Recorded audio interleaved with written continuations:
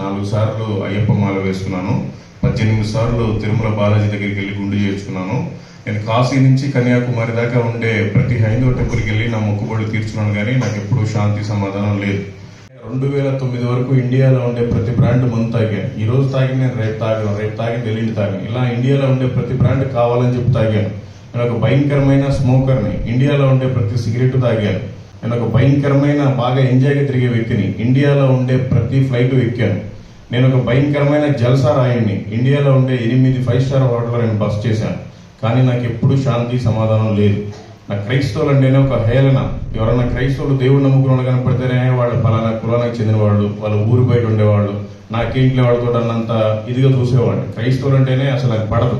హిందూగానే పుట్టాలి, హిందూగానే జీవించాలి, హిందూగానే గర్వించాలి, హిందూగానే చనిపోవాలి. నా నినాదాలు ఇట్లా ఉండేవి. అట్లనే హిందూగా ఉన్నప్పుడే పెద్ద భక్తుడినేం కాదు.